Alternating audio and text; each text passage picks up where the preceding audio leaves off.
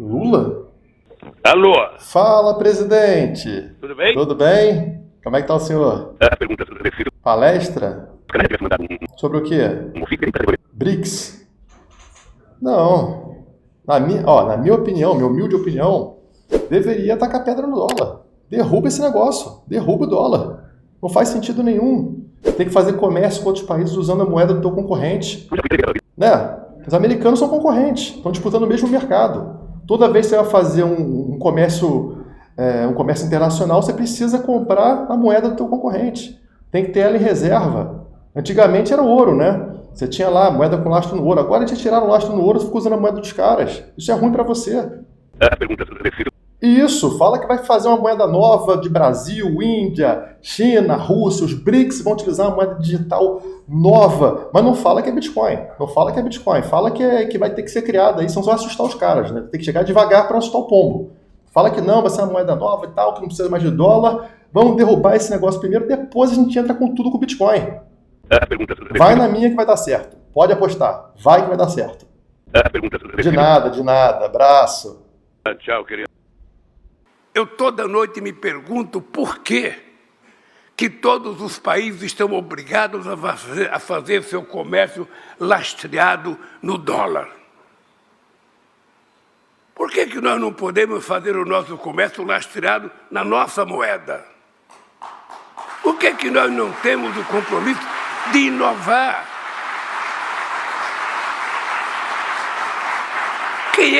Quem é que decidiu que era o dólar a moeda, depois que desapareceu o ouro como paridade? Porque hoje, um país precisa correr atrás de dólar para poder exportar, quando ele poderia exportar a sua própria moeda. Mas por que um banco como os BRICS não pode, ter uma moeda que possa financiar a relação comercial entre Brasil e China, entre Brasil e os outros países dos BRICS? Porque tem gente mal acostumada, porque todo mundo depende de uma única moeda.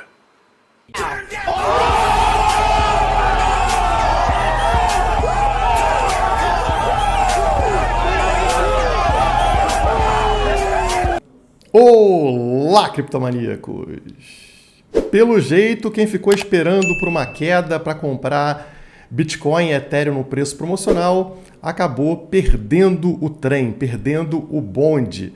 Até mesmo eu que esperava que a Ethereum tivesse uma correção, no vídeo passado eu falei sobre isso, né?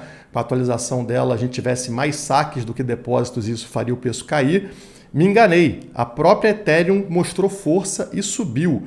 E essa demonstração de força da Ethereum está indicando para a gente que o mercado cripto está aquecido. Então, aqueles que tentam esperar por um fundo, por um preço menor, acabam perdendo a oportunidade de compra. Isso está acontecendo, por exemplo, com aqueles que esperavam Bitcoin nos 12 mil dólares, nos 10 mil dólares. E vocês estão vendo que o Bitcoin, desde o seu fundo nos 15 mil dólares, já mais do que dobrou o preço, né? Já está aí acima dos 30 mil dólares, tentando romper a região dos 31 mil dólares.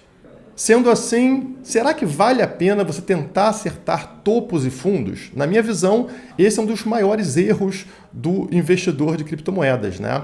As pessoas não saem nos topos, elas ficam sempre aguardando um topo acima, nunca é o suficiente, né? Então, quando está em 69 mil dólares, a gente quer que chegue a 80, a 100 mil dólares, não vende, o preço começa a cair, você não aceita a derrota, fica esperando o preço recuperar, ele nunca se recupera e você carrega as suas criptomoedas até o fundo do poço, né? E quando chega no fundo do poço, ao invés de você ficar comprando, acumulando Bitcoin ao longo de uma queda, você quer sempre um preço mais baixo, quer acertar um fundo. Então, 15 mil não é o fundo, né? Apesar de ser um preço extremamente baixo, né, para o novo ciclo, as pessoas falam, não, vai voltar para 10 mil, vai voltar para 12 mil. E esse preço não volta, o preço começa a subir, você não aceita a derrota e continua falando que ele vai voltar para 10 mil dólares, apesar dele estar subindo. Quando você notar, o preço já está de volta lá aos 50, 60 mil dólares, e você perdeu o bonde mais uma vez. Então vamos tentar entender nesse vídeo aqui o que está acontecendo no mercado cripto, por que ele está tão aquecido e como que esses movimentos são rápidos, né?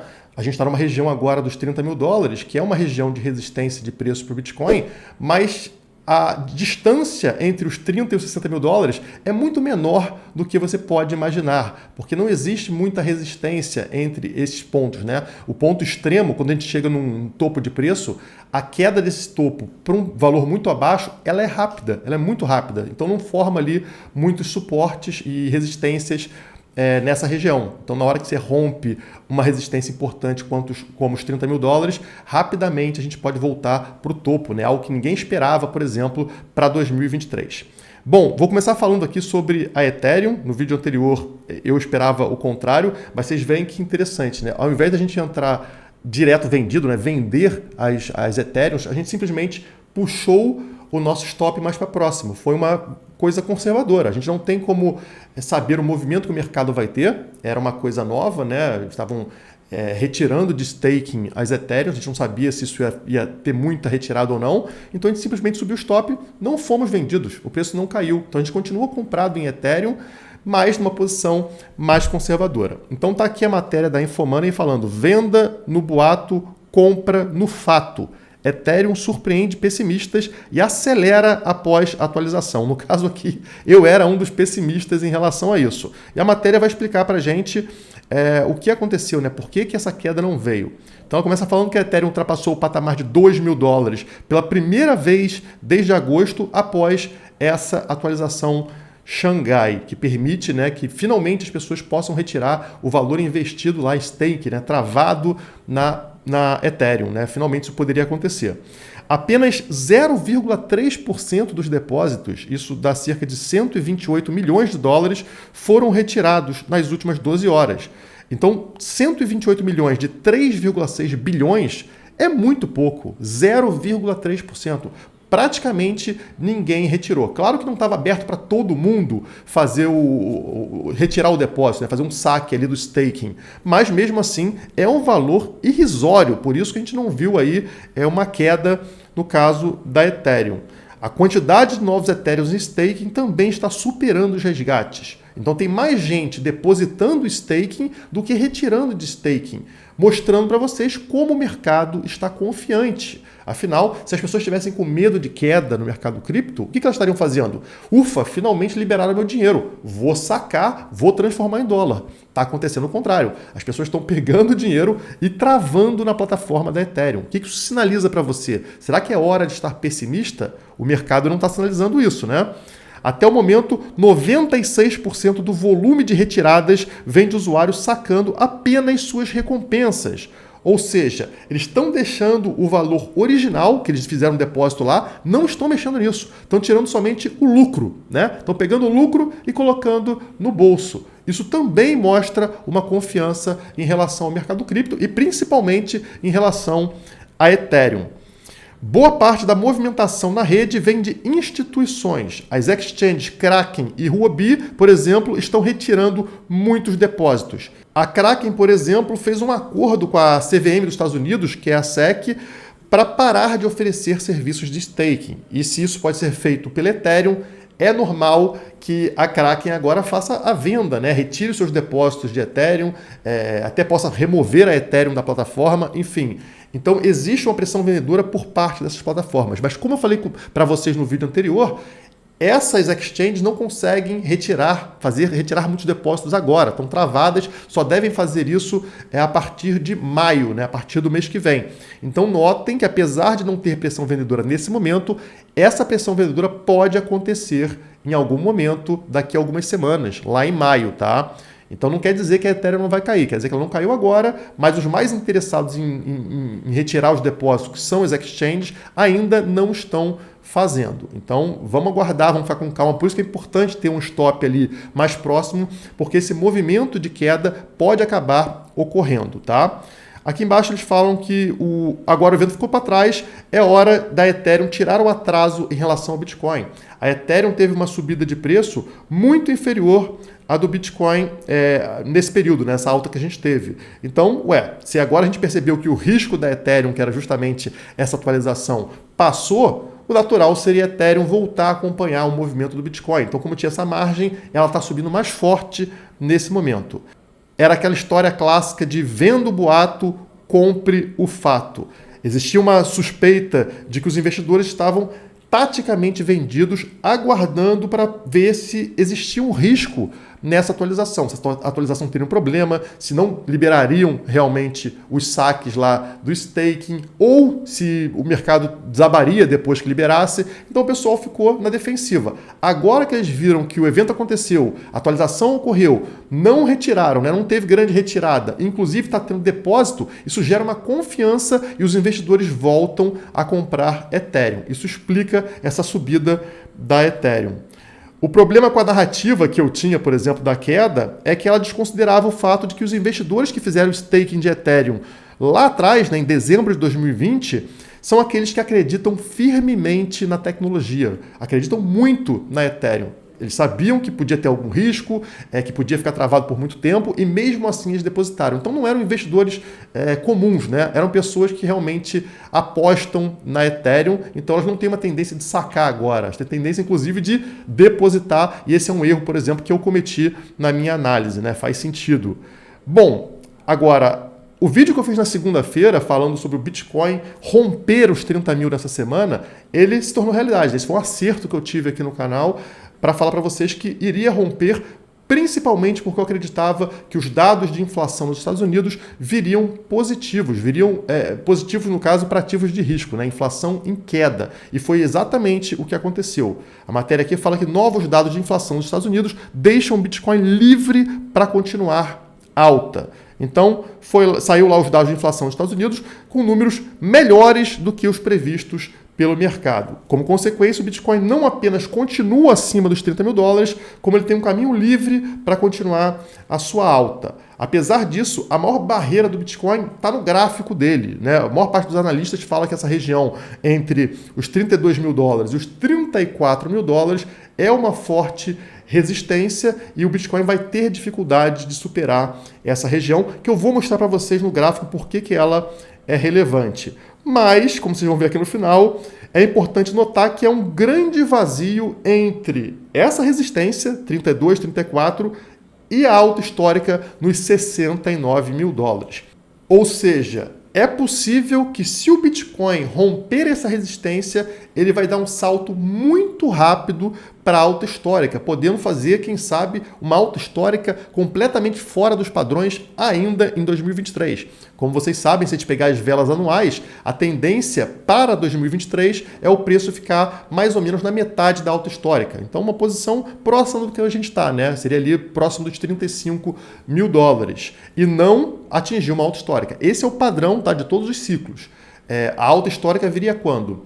Provavelmente somente em 2025, tá? Tem uma chance de ser 2024, mas em geral seria somente em 2025. Então seria completamente estranho uma alta histórica ainda em 2023. Mas, como a matéria falou, ela pode acontecer. Por quê? Notem aqui no gráfico o preço do Bitcoin subindo muito com relação ao seu fundo, né? Aqui foram os 15 mil dólares e já estamos aqui em 30.769 dólares. Então o Bitcoin subindo com muita força, já dobrou de preço. E esse caixote aqui, esse retângulo amarelo, é essa região entre os 32 e 34 mil dólares. Notem como é uma região de resistência. Por quê? Porque aqui atrás ela serviu tanto como resistência, né? O preço tinha dificuldade de passar essa região, como suporte. Ó, o preço encontrava suporte aqui, nessa região toda aqui de meados de 2021 também encontrou suporte. Aqui no início de 2022, suporte mais uma vez. Então agora ela serve como uma resistência. O interessante é, se o Bitcoin eventualmente rompe essa região aqui, né, de ali metade da alta histórica, né, uma região entre 30 e 35 mil dólares, se ele rompe essa região, o que acontece? Não existem muitas barreiras até o topo, até a alta histórica. O preço, quando atinge extremos, seja de baixa, né, seja o fundo do poço, seja de alta, o topo histórico, ele fica muito pouco tempo ali. Então não se forma uma região ali de teste de suporte e resistência. Portanto, olha a velocidade que o preço desabava em relação às altas históricas, né? Aqui os 65 mil dólares. Em questão de poucos dias, o preço desabou para essa região aqui do meio do caminho, né? Dos 30, 35 mil dólares. Mesma coisa quando voltou e bateu 69 mil dólares, em poucos dias o preço voltou para a região aqui dos 32 mil dólares. Notaram como é um espaço muito curto para ter uma formação ali de resistência? E eu consigo comprovar isso melhor para vocês voltando no ciclo anterior. Olha só o que acontecia aqui. Essa linha rosa que vocês estão vendo no gráfico, ela mostra um ponto mediano ali em relação ao preço do ciclo anterior. O topo foi nos 20 mil dólares, nesse momento aqui em dezembro de 2017, estão vendo? 20 mil dólares, mas ele ficou pouquíssimo tempo. O preço chegou aqui e desabou, como vocês podem ver. E a partir daí, ele encontrava resistência nessa linha roxa que vocês estão vendo no gráfico, né? Ó, bateu aqui, sentiu resistência em março de 18, sentiu resistência em julho de 19, sentiu resistência em agosto de 2020 e assim por diante. Então, era uma resistência muito forte, muito difícil, né? Mais de anos aí o Bitcoin tentando romper essa região e não conseguia. Mas quando ele conseguiu romper essa resistência, quanto tempo levou para ele chegar naquela alta histórica anterior de 20 mil dólares? Vou dar um zoom para vocês aqui, tá?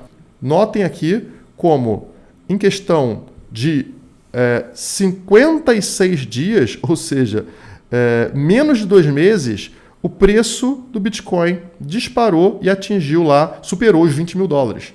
Então a gente está falando de menos de 2 meses para uma disparada até uma alta histórica. Ele ficou anos abaixo dessa linha roxa. Anos ali sofrendo com a resistência ali dos 10, 12 mil dólares. Quando rompeu, precisou de somente 56 dias para atingir essa região. A mesma coisa pode acontecer agora. A gente está com essa resistência na região de 30, 35 mil dólares, mas se a gente conseguir romper esse ponto aqui, o que vai acontecer, a tendência é que o preço tenha uma disparada muito rápida lá para o topo. O que eu acho é que a gente não tem uma tendência de romper os 35 mil dólares em 2023. Mas se acontecer, esperem para um movimento muito rápido, tá? Que vai surpreender todo mundo. Aquele pessoal que está esperando acertar o fundo, vai cair para 12, vai cair para 10, eles simplesmente vão perder mais uma vez o ponto de entrada, né? Vão perder o bonde e vão ter que comprar Bitcoin no preço lá no topo, né? Quando eles olharem para o gráfico, já está numa nova alta histórica. Não seja assim, compre Bitcoin periodicamente, né? Faça um preço médio, que você tem muito mais chance de sucesso do que tentar acertar topos e fundos. Inclusive, é isso que vocês estão lendo nessa matéria. Na volta a gente compra, né? O pessoal fala assim, quando o preço voltar eu vou comprar. Na volta a gente compra. Investidores perderam valorização de 82% ao adiar compras de Bitcoin. As pessoas ficaram esperando o preço voltar para os 15 mil dólares, ele nunca mais voltou, ele subiu para 30 mil e as pessoas perderam no ano, né, já 82% que elas poderiam ter embolsado caso não tentassem acertar o fundo. E para fechar esse vídeo, eu quero falar para vocês que atingir os 30 mil dólares é algo muito relevante, principalmente da forma que está sendo alcançado. Da primeira vez que a gente viu o Bitcoin atingindo 30 mil dólares, era uma outra situação. O mercado de bull run, de alta histórica, todo mundo com a ganância no máximo e alavancado no máximo. Então estava cheio de lixo, ou o que a gente chama, o mercado estava sujo. E aí foi o que fez o mercado chegar nesse patamar. E depois a gente teve toda essa limpeza do mercado. E a gente está atingindo 30 mil dólares agora numa situação completamente diferente. Uma situação onde o mercado foi limpo, não tem alavancagem muito baixa e nós voltamos de forma saudável para esse patamar. E mais do que isso, como aqui esse tweet do Renato Amoedo, né, do Renato 38, fala, né, comentando sobre uma informação lá de fora, quais foram os valores, né, o preço médio de compra da MicroStrategy, a empresa do Michael Saylor. Olha só, o preço médio da MicroStrategy é de 29.800 dólares. Portanto, nesse momento, a MicroStrategy volta a ficar no lucro com Bitcoin. Vocês lembram a pressão que tinha para a MicroStrategy fazer venda dos seus Bitcoins? Essa porcaria de ativo, né? Tá deixando a empresa no prejuízo. Isso acaba, esse discurso acaba. Na verdade, o Bitcoin agora dá lucro para a empresa mais uma vez e tende ao quê? A fortalecer o discurso de que o Bitcoin é um ativo importante para empresas, incentivando tanto a MicroStrategy a ficar aumentando a sua posição em Bitcoin, como outras empresas grandes também comprarem Bitcoin, como por exemplo a Tesla. Vocês lembram lá que o Elon Musk e a Tesla compraram Bitcoin e depois venderam. Então a Tesla comprou mais de 40 mil Bitcoins por um preço médio de 34.700 dólares e vendeu quase tudo a 32.200 dólares. Portanto, o preço agora ele praticamente está empatando com o preço que a Tesla vendeu, ou seja, em pouco tempo, né? Provando que a Tesla fez um mau negócio ao vender Bitcoin. Ela teria que ter recomprado abaixo para ser um bom negócio. Ela não fez, né? Isso também reforça como o Bitcoin é interessante para as empresas, né? E como eu falei, sem alavancagem agora, sem mercado sujo, sem o pessoal estar apelando para conseguir fazer o preço subir. Isso é muito importante. Como o tweet aqui embaixo fala, nós estamos de volta aos 30 mil dólares, mas sem todo aquele lixo e alavancagem que existiu da última vez. Então a gente tinha Three Arrows Capital, Luna, FTX, a FTX, né? Venture Capital, fazendo aí pump and dump com criptomoedas, quebrando o mercado, todas essas porcarias que a gente viu acontecendo. Isso foi a forçação de barra para o preço conseguir superar os 30 mil dólares. Agora, tudo isso já quebrou, já faliu, o mercado está limpo de alavancagem e o preço atingiu esse patamar. Isso é muito positivo. Vocês não fazem ideia de como isso mostra força para o mercado cripto, força para o Bitcoin nesse momento. É por isso que eu estou tão animado com o mercado, apesar do cenário macroeconômico ser diferente, ser negativo. O Bitcoin, ele se favorece justamente de um mercado que está inflacionado, né? Os países imprimindo moeda e tal. As pessoas ainda não entendem isso, mas é matemática, né? É questão de lógica e é por isso que o Bitcoin continua se valorizando e agora de forma muito mais saudável do que foi lá em 2021, já que limpamos o mercado daquela sujeirada que estava acontecendo. Enfim, esse é o vídeo de hoje. Se você gostou do conteúdo, deixa o seu like, se inscreve aqui no canal e eu vou deixar agora um recadinho do Voepa para vocês. Essa piazada pensam que vão me vencer no rally de carteira. Ah, vão vendo! Tô filmando essa bodega, cara, ninguém me falou nada. Já que a parada aqui acabou de vazar, o negócio é o seguinte, tá rolando um rally de carteiras valendo meio Bitcoin. E se você quiser participar desse rally, não precisa pagar nada, você não precisa investir em nada. Basta você se cadastrar aí no site do Rally de Carteiras. E eu tô passando aqui pra dizer pra vocês que eu já tô participando e eu quero ver quem é que vai me bater nessa bodega. E eu escolhi as minhas shitcoins favoritas aqui. Eu quero ver quem é que vai ter a melhor performance que a minha. Então vamos lá, meu neto, entra você também aí pro Rally de Carteiras da Criptomaníacos!